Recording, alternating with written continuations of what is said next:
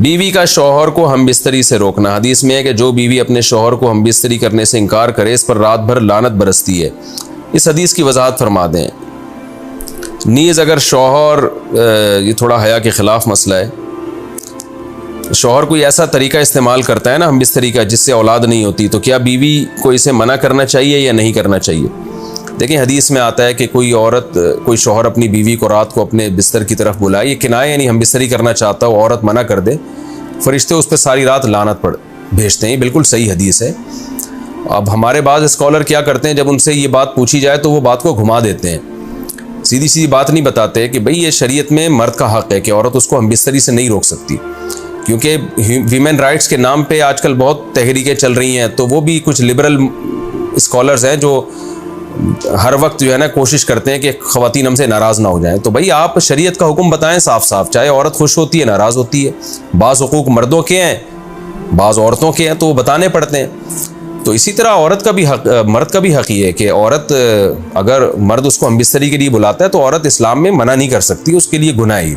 हाँ बीमार हो तो एक अलग बात है, बुखार है उसको, ये कोई वाकई बीमारी हो तो फिर एक अलग बात है। नॉर्मली उसको इजाज़त नहीं है कि वो शौहर को मना कर दे, बल्कि इसमें हदीस में बहुत सख्त ताकीद है। आप सल्लल्लाहु अलैहि वसल्लम की एक हदीस में यहाँ तक फरमाया कि औरत अगर यानी चूल्हे पे हो, रोटी पका रही हो, इस तरह की हदीस का मफहूम है, यानी बहुत बिजी भी हो तो भी उसको अपने काम को छोड़कर शौहर की ख्वाहिश को पूरा करना पड़ेगा। और ये नेचर के भी मुताबिक है, क्योंकि मर्द में जब ये सेक्स की ख्वाहिश पैदा होती है और उसको कुचला जाए तो मर्द बहुत ज़्यादा डिस्टर्ब होता है। ख़वातीन इसमें अपने आप को मर्दों जैसा समझती हैं, वो समझती हैं हमारा इसमें वही हक़ है जो मर्द का हक़ है। भाई अल्लाह ने दोनों की डिज़ायर्स में ज़मीन आसमान का फ़र्क रखा है, तो मर्द को बहुत ज़्यादा नुकसान होता है इससे, वो बहुत ज़्यादा मेंटली डिस्टर्ब होता है इससे, क्योंकि अल्लाह ने ये डिज़ायर्स औरत की निस्बत मर्द में बहुत ज़्यादा रखी है, थोड़ी ज़्यादा नहीं बहुत ज़्यादा रखी है। तो मेडिकली ये बात साबित हो चुकी है। तो दूसरा, एक तो मेंटली बहुत ज़्यादा डिस्टर्ब होता है वो, दूसरी बात ये कि फिर उसके गुनाह की तरफ तवज्जो जाएगी, वो हराम कामों की तरफ जाएगा। तो इसलिए औरत को इस बारे में मर्द का साथ देना चाहिए।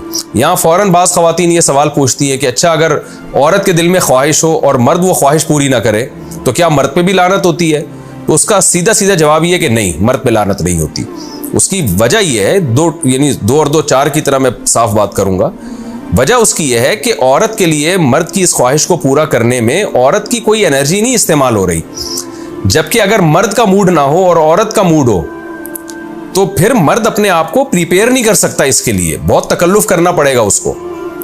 अखलाकी तौर पर तो ठीक है, मर्द को यही हुक्म दिया जाएगा कि ज़ौजा की ख्वाहिश को पूरा करे, लेकिन उस पर शरीयत ने लाजिम नहीं किया है, क्योंकि एक चीज़ मर्द के इख्तियार में नहीं है तो लाजिम कैसे हो सकती है?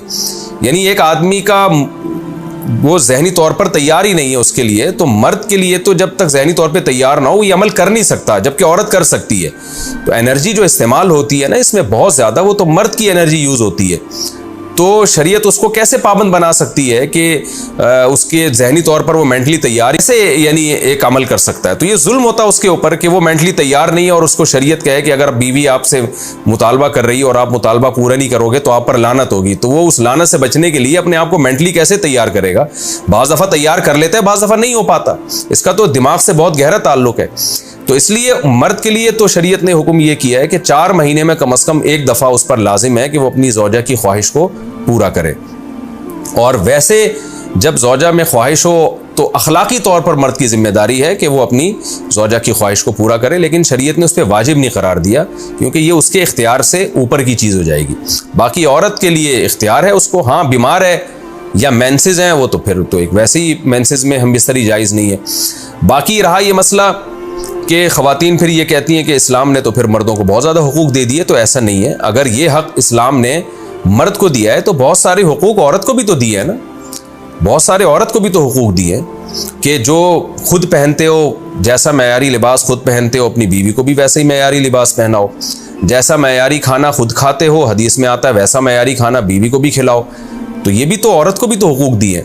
हमारी ख़वातीन जिस वेस्टर्न कल्चर को फॉलो कर रही हैं उस कल्चर में तो ये है कि औरत शौहर को हमबिस्तरी से रोक सकती है, शौहर बीवी को भी रोक सकता है, यानी शौहर भी मना कर सकता है, औरत भी मना कर सकती है। वहाँ दोनों के हुकूक सेम है, लेकिन फिर वो इतने सेम है कि फिर वहाँ मर्द के ज़िम्मे शौहर का औरत के ज़िम्मे यानी मर्द के ज़िम्मे औरत का नान नफ़क़ा भी नहीं है।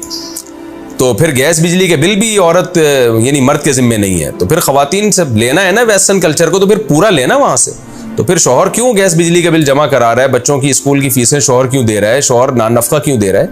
तो जब इस्लाम ने कुछ हुकूक औरत को दिए हैं तो कुछ शौहर को भी दिए हैं, तो इसी तरह से बैलेंस हमारी सोसाइटी में कायम होगा। तो इसलिए ख़वातीन को ये नहीं करना चाहिए, क्योंकि बहुत सी ऐसी शिकायतें आती हैं जिसमें मर्द बहुत ज़्यादा डिस्टर्ब होता है, फिर वो उनकी लड़ाइयाँ होती हैं, तलाक़ें होती हैं। औरत इसको नॉर्मल ले रही होती है, मर्द के दिमाग पे शहवत का एक जुनून चढ़ा हुआ होता है। जब बीवी उसको मना करती है वो बहुत ज़्यादा मेंटली डिस्टर्ब होता है, और फिर वो मार धाड़ तक नौबत भी आती है, फिर वो तलाक़ों तक नौबत भी आती है। तो ये बहुत गलत चीज़ है। हमारे नबी सल्लल्लाहु अलैहि वसल्लम ने जब औरत को हुक्म दिया है कि मर्द की ख्वाहिश को, अपने शौहर की ख्वाहिश को पूरा करे, तो इसी में खैर है। औरत को चाहिए उस वक्त चाहे दिल ना भी चाह रहा हो, अपने शौहर की इस ख्वाहिश को पूरा कर दिया करें। उसके वक्ती तौर पर तो आपको नुकसानात नज़र आएंगे, लेकिन लॉन्ग टर्म में उसके फ़ायदे हैं, इससे घर में फ़ायदे हासिल होंगे, और इस्लाम की मान के चलने में ही औरत के लिए खैर है। रहा ये मसला कि शौहर अगर कोई ऐसा तरीका इख्तियार करता है हमबिस्तरी का जिसमें वो औलाद को रोकता है, तो इसमें यह ज़रूरी है कि बीवी की परमिशन हो। वो औरत की परमिशन के बगैर ये काम नहीं कर सकता। तो क्योंकि औलाद दोनों का हक़ है, औलाद को रोकने के लिए दोनों की परमिशन होगी तो औलाद रोकी जा सकती है। अगर दोनों में से एक की भी परमिशन नहीं है तो फिर औलाद रोक नहीं सकते। दूसरी शादी को मेंशन करना लाजिम है।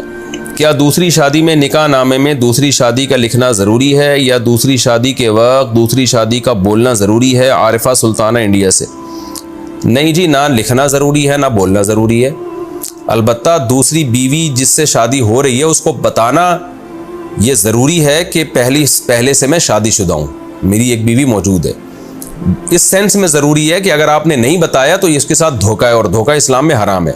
निकाह तो हो जाएगा, आप बताएं या ना बताएं, निकाह तो नाम है इजाब व कबूल का, वो तो हो जाएगा, रजिस्ट्रेशन भी हो जाएगी उसकी पाकिस्तानी क़ानून में। लेकिन उसमें अगर आपने दूसरी बीवी को नहीं बताया कि मेरी पहले से मौजूद है, तो ये धोखा बहरहाल है और धोखे का गुनाह होगा। बाज़ लोग दूसरी शादी कर रहे होते हैं और उसको बता नहीं रहे होते कि मेरे निकाह में पहले से बीवी मौजूद है।